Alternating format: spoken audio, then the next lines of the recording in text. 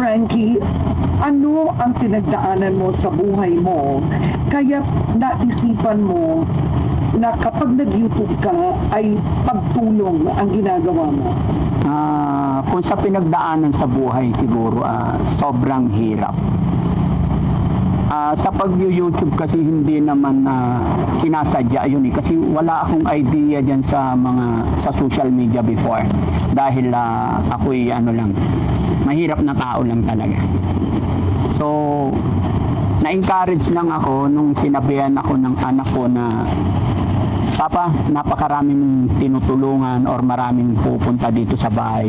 Bakit hindi mo itry pumasok sa social media para mas makatulong ka pa? So nag-try ako, kaya nanguha ako ng mga kasama dahil wala naman akong alam talaga sa computer. Ano ba talaga ang trabaho ni Daddy Frankie bago ka naging vlogger? Nagluto ako sa Japanese restaurant. Nag-start ako bilang dishwasher hanggang sa naging head chef ako. 18 years ako sa Japanese restaurant. Tapos, ayun, after kong makapagtrabaho ng 18 years, gumawa ako ng sarili kong canteen dito sa Makati. And then, napagtayo rin ako ng Japanese restaurant dito sa SBMA, Subic. Ayun, pero kasaweng palad nung pandemic, sinara ko, nagsara. Pero nagput pa rin ako ng other business. Supplier ako sa mga Japanese restaurant until now po. Until now? So yes. Meron ka pang negosyong pagkain? Yes. Oo. Pero nung nawala na ang mga restaurant mo, sinubukan mo ang pag-vlog? Yes po. Yeah. At ano ang mga una mong naisip na i-vlog? Unang-una kong naisip na i-vlog kasi yung mga senior, yung mga lolo't lola na halos nakalimutan sila ng kanilang family. Kasi nakikita ko dito hindi naman lahat lalo na dito sa province yung mga mahihirap, na pag-iiwanan sa bahay itong ating mga lolo't lola. Tapos pag dinalaw mo sila, napapaiyak sila, inabutan mo sila ng kahit maliit na bagay, tinapay, talagang mararamdaman mo yung awa sa kanila, nagmamakaawa sila ng lambing galing sa kanilang mga apo, sa kanilang mga anak. Dahil busy na yung mga anak so napapabayaan yung mga lola. Doon ako na-inspired na nakakaawa, bigyan natin sila ng pansin. Pero bakit yun ang umantig sa puso mo? Saan mo nakuha yung empathy na yun sa matatanda? Ako kasi mapagmahal ako talaga sa aking lolo't lola, sa magulang, dahil laki rin po ako sa lolo't lola. Oo. Okay. So ipagpatuloy mo, ano nangyari nun sa una mong mga vlog? Ayun,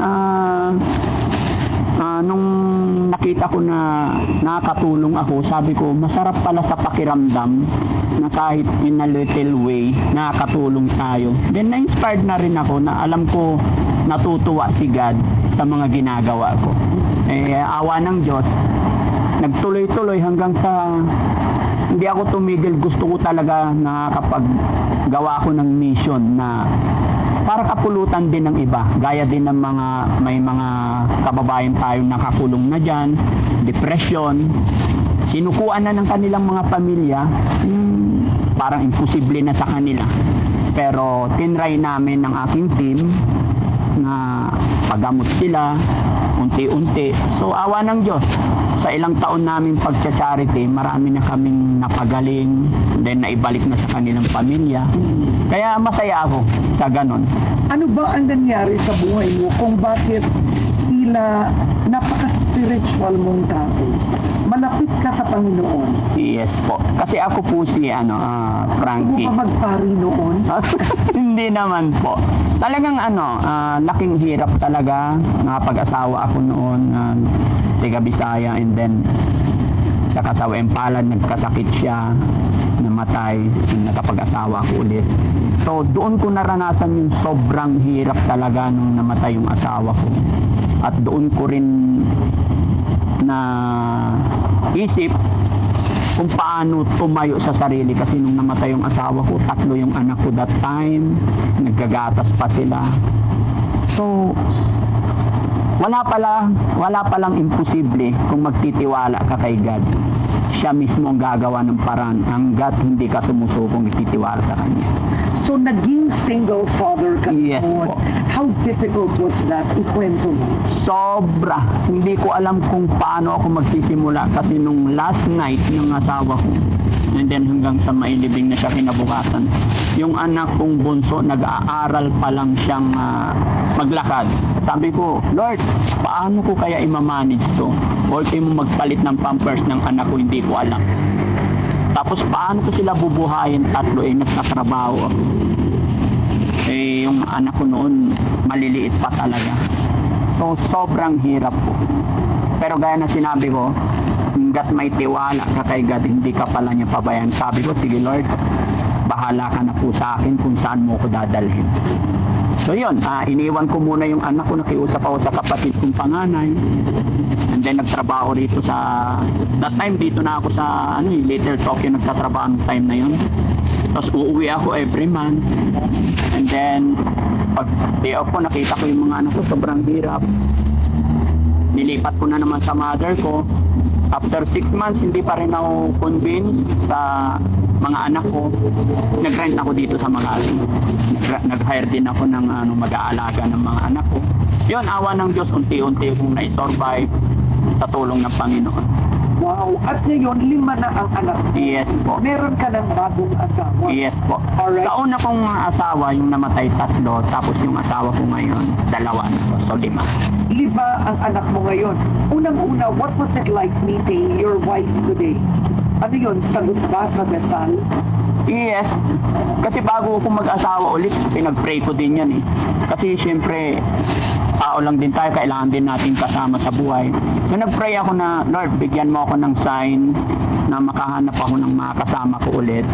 Ayun, nakilala ko rin siya. So, parang nagkaroon kami ng good tandem kasi yung asawa ko accounting siya. Honestly po, ako hindi naman ako tapos sa pag-aaral. So good thing talaga na bigyan ako ni Lord ng partner na mabait, maasahan din sa negosyo. Ako kasi malakas ang loob ko sa pagninegosyo. Ako yung taong strong sa lahat ng bagay. Sa hirap lang ng buhay talaga noon. Kaya hindi kami nakapag-aral talaga ng tapos. Oo. Ngayon, nagnenegosyo ka pa ng pagkain. Yes, po. As you said, tuloy-tuloy pa Yes, rin, po. no? At nag-YouTube ka. Bakit di mo ginamit ang pagiging cook o chef sa YouTube? Bakit di pagkain ang naging focus? Mas masarap para sa akin kasi, honestly, kaya ako pinasok ang pag-YouTube para makatulong. Mas masaya ako na kapag pasaya ng tao. Yung pag may tinulungan ako, naiiyak sila sa tuwa. Mas masarap sa pakiramdam kasi kung ano man dumating sa akin, kung ano man meron ako, talagang sobrang thankful na ako kay God eh. Alam kong maliit na bagay lang kung ano man meron ako ngayon, pero para sa akin, pinagpapasalamat ko na lang ng sobra. Kaya gusto ko na lang pong makatulong kahit paano mag-share sa mga blessing na meron ako. Sa mga una mong nagawang storya, sino ang natulungan mo who really impacted your life? Sa mga nauna, marami na akong natulungan. Pero may mga napagawan ako ng bahay, especially si Steph, na talagang takot sila sa magulang nila, pero kinausap ko sila. And then, pinagawan namin ng sariling bahay. And then the rest, yung mga kagaya ni Oliver ngayon na inabandon na ng pamilya for 20 years sa kulungan, halos hindi na nila mapakain. Tapos nung nakita ko yun, sabi ko, parang mission impossible. Pero sinabi ko sa mga kasamaan ko, hindi pwedeng hindi ito gagaling hanggat tutulungan. So ngayon, awa ng Diyos, unti-unti na siyang gumagaling. Itong Kuya Oliver na po, matagal mo na itong tinutulungan. Bago pa lang siya, siguro 7 months, ganyan, 6 months. Ang tagal nun wow, tuloy-tuloy, kumbaga committed ka. Yes po. Pero nagkakaroon din ng controversy. May iba na sinasabi, ginagamit mo ang kahirapan ng ilang tao tulad ni Oliver Anong response mo doon? Kahit saan man tayo magpunta dito sa mundong ibabaw, kahit anong gawin natin, hindi natin mapiplace yung tao eh. Basta ako, sa sarili ko, alam kong gumagawa ako ng tama. Hindi ako nagpapatinag sa mga basher, ganun. Pero ano ba ang issue ng ilang tao kay Oliver? Issue, yung kapatid. Kasi kung ano yung privilege na nabibigay namin dito sa beneficiary, gusto nilang humingi din. Although ginagawan ko ng paraan para walang maging problema, tinutulungan pa rin yung mga kapatid as long as kaya. Hindi ba ang hirap ng Daddy Frankie, tumutulong ka, pero you are getting involved in the complication of the lives of others? Mahirap po talaga minsan. Minsan, sabi ko, tama ba to? Ginagawa ko na ang lahat. Kasi may time din na napapagod ako.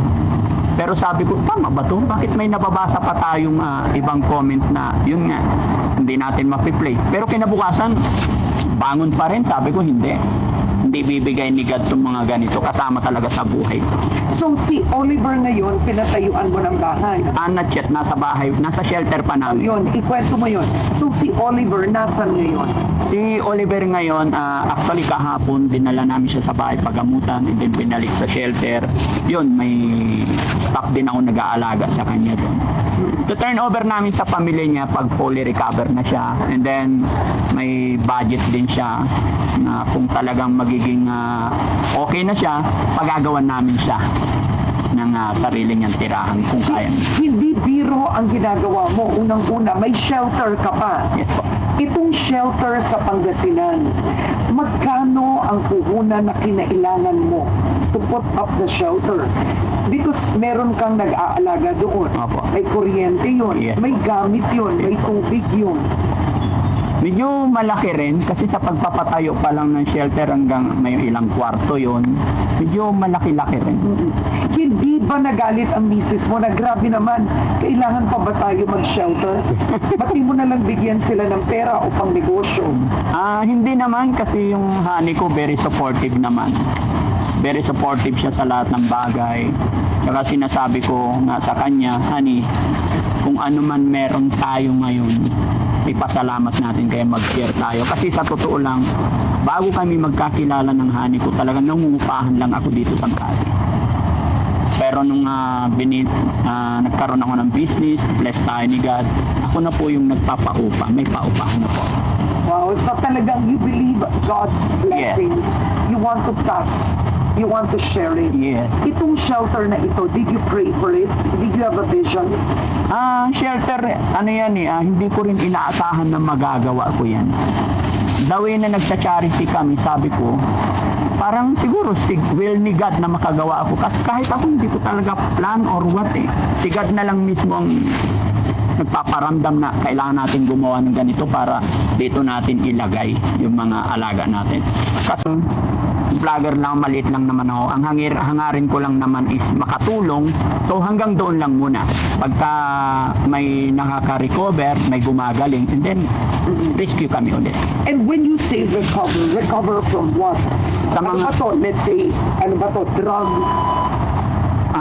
Hindi na natin alam, pero yung mga depression kasi sari-sari na yan, hindi mo na alam kung saan nanggaling yung mga sakit nila, possible na ganun. Pero mga doktor naman na nagsasabi pagka okay na, yun, makikita rin natin sa patient natin na normal na siya, nakakausap na namin, at sila na mismo nagsasabi, gusto ko nang bumalik sa family ko. Yun, saka namin ililit go. Meron ka bang nire-rescue na nasa shelter na homeless?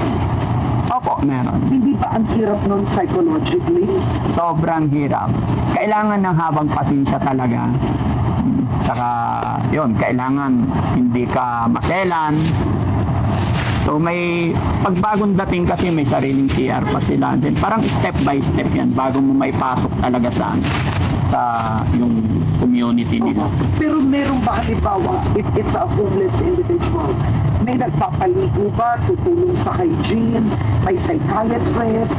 Therapist? I-consult namin regarding pagsama. Kasi hindi naman mag-i-improve yan pag hindi pa-check sa psychiatrist. Pero syempre, pag-review namin, focus muna ang team, paliguan, pakainin, then hanapin yung family. Pag andyan na yung family, may representative na dalhin natin. So, sagot naman namin lahat ng expenses niyan, sasakyan, lahat. At Daddy Frankie, saan mo nakukuha lahat ng panggastos? Honestly, syempre, galing sa umpisa, sa business namin. And then, nung sinuwerte after 1 year, may counting revenue din. So, yun ang talagang expenses namin. So, kumbaga, ang revenue sa YouTube, ibinabalik mo rin sa pagtulong. Yes po. Yun ang ginagawa mo. Yes po. Oo. Ngayon, bukod sa shelter, meron ka rin housing.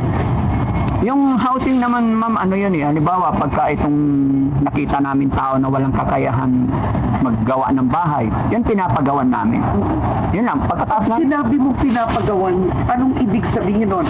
Binibigyan mo 200,000, 1,000,000, or what does that mean? hindi naman, wala pa namang umabot ng milyon. Like dito sa Cavite, may pinagawan kami 340,000. Ganon. Pero mahal din yun. Yes Hindi po. naman yan bagya. Oo.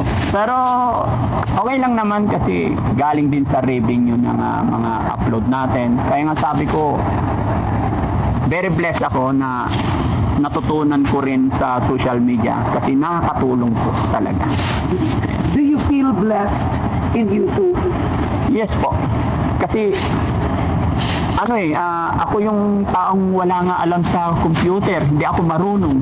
Pero bakit na-manage ko with the help of God? Kaya sabi ko, very blessed ako. Kasi marami rin tao dyan na magagaling, pero hindi pa sila siniswerte para magkaroon ng views. Kaya masasabi kong blessed po talaga. Sa mga natulungan mo no, sa shelter, sino ang talagang na-touch ka sobra dahil nagbago ang buhay niya? Si Nanay Miguela, na pulot lang namin siya sa Batangas, na daanan namin. Ilang taon na daw siya doon na takot yung mga tao. Kinakatakutan siya dahil nananakit. Pero nadaanan lang namin yon, and then sabi ko balikan natin. Binigyan ko una siya ng siopaw, pinanawagan ko. And then, may nag-message na matagal na pala nilang inahanap yun. Tapos ang naghahanap, nanay niya, na senior na. Tapos, hindi ko muna binigay, pinagaling muna namin. Tapos, nung gumaling na siya, binigay ko sa kanyang nanay. Sobrang iyak nung nanay at tatay, na halos lumuhod sa akin sa pasasalamat. So, napakalaking tulong yung nagawa ng team. Pero hindi ba ang hirap nun, Daddy Frankie, yung taong yon homeless, tapos yan kukunin nyo? Do they willingly go immediately or ayaw? Ayaw. O pag ayaw, what do you do? Balik-balikan namin ng mga 3 beses attempt. Una, pag first meet, pakainin mo lang, pakilala ka. And then, sunod na araw, balikan mo, bigyan mo ulit. Hanggang pangatlo, panlima, sasama na yan. Pero hindi pa dangerous yun kasi ikaw, mabuti ang pakay mo. Pero may mga iba pwedeng gawin yun pagkatapos i-traffic ang tao. Yes po. Pero gaya ng sinabi ko, nagkikipag-communicate kami sa family. So mayroon kaming assurance na nagpaalam na kami na pwede namin kunin to, i-rescue namin to. Kung pumapayag sila, kasi nakilala naman na ako, may tiwala na sila. Para sa akin, pag may mga taong gagawa ng ganun, parang i-frame up, titiwala lang ako kay God. But how did you contact the family? Or nung pinanawagan mo, they contacted you? Yes, nagme-message sila, nagre-reach out sila sa amin. Ang hirap. Hindi ka ever ba natakot sa mga ginagawa mo? Hindi naman. Although, syempre, at sa mga taong ganun talaga, hindi mo alam kung saan sila a-attack. Talagang naka-ready rin ako. Yun, naka-ready tayo. Do you believe this is your calling? Siguro po. Basta ano po, masaya ako na nakakatulong ako. At hanggat kaya ko, gagawin ko. Pero masaya ako tuloy-tuloy. Hanggat may lakas ako, hanggat pinagkakalooban tayo ni God ng kalakasan. Oo. Tutuloy ka lang. Tuloy lang. So, how do you handle issues, for example, eto no, one of your rescued, isa sa mga ni-rescue mo, yung ina, si Rona, Opo. yung ina niya, ang nangyari, nagre-reklamo. Sinabi hindi daw sapat yung binibigay mo na 10,000 a month. Believe na ako, nagbibigay ka ng 10,000 a month. Opo. What do you do? Kinakausap ko, ini-explain kong maigi na pasalamatan nila kung ano yung nakakayanan ko kasi ako, hindi naman ako government or what. Tumutulong lang ako sa way na makakaya ko. In-explain ko pa rin maigi. Yeah, you are patient. Yes. Oo. Kailangan. Pero how long do you help? Like yung 10,000 a month, gaano katagal yun? Babalik naman ako sa kanila basta kung ano yung period time na sinabi kong babalik ako, Oo. babalikan ko sila. Tapos kapag may trabaho na maayos Yes. na, Ini-explain ko rin na hindi habang buhay nandyan ako. Kasi marami pa tayong mga kababayan na nangangailangan ng tulong. So, maghanap din sila. Tinuturuan natin silang manghuli ng isda. now, may mga fake pages na Daddy Frankie. Ang dami. Humingi ng Gcash, Opo. mag-donate. What are you gonna do with that? Ginagamit ang pangalan. Kaya nga po, ang aking mga editor, ang aking mga kasama, sila yung inutusan ko dahil sila yung nakakaalam dyan na para i-track, para pa-stopin sila. Huwag silang gagamit ng pangalan ko, huwag nilang gamitin sa masama. When people say that you do poverty porn, are you familiar with that term? Yes po. Poverty porn, taking advantage of those who are poor, making it very tabloid-like. Naranasan rin namin yan sa telebisyon, di ba? May akusasyon na Yes. Anong pakiramdam mo? What is your response? Minsan masasaktan ka, pero para sa akin kasi, kung hindi natin to gagawin, like me, kagaya ng mga taong natulungan ko, sige, sabihin nila, poverty porn. Pero isa lang iniisip ko kung hindi ko ginawa itong ginagawa ko ngayon, sino ang nakatulong kay Kuya Oliver? Sino ang nakapagbigay ng bahay? Hindi ko na sinasabing nakatulong sa lahat. Sample, sa mga natulungan, di ba? Sino ang gagawa? Kaya kahit anong sabihin nila, basta para sa akin is, alam kong nakatulong ako, dead ma po. Binansagan kang anak ng Pangasinan. Yes po. Anong feeling mo na binansagan ka nun? Masaya kasi very proud yung mga kababayan ko sa Pangasinan. At yun, kasi totoong taga Pangasinan naman ako. Diyan ako pinanganak. So, happy. Tinutulungan mo mga homeless, mga depressed, mga nakakulong na nakalimutan. Ito ang sinabi ni Jesucristo sa Biblia. Di ba nung tinanong, Lord, when you say help me where? Di ba sabi ni Lord, when you feed the hungry, you give water to the thirsty. Do you believe you are doing Christ's work? Yes po. Kasi kahit maliit na tulong lang yan, sabi nga nila, yung nadapa lang dyan na tao, tulungan mo lang mga tayo, ay sumunod ka na sa batas ng Panginoon. Anong tinuturo mo sa mga anak mo? What do they say when they see you? Sinasabi ko sa kanila lagi mag-aral mabuti and then wag silang gagawa ng masama. Tignan nila kung anong ginagawa ng papa nila. So sana yun ang gayahin nila. Yun lang, simple lang. Yung sinasabi ko sana wag silang gumawa ng masama. Maging mabuting tao lang sila lang. Meron ka bang favorite Bible verse? Wala naman akong basta ang ano ko lang sa buhay, gumawa lang ng mabuti. I'm sure mabuti rin ang babalik sa atin. Mga kababayan, mga kabarangay, awa ng Diyos, natapos po yung shoot natin with Miss Karen Davila. Maraming salamat po at mga kababayan, abangan nyo po, exciting po ito. Maraming salamat, God bless po.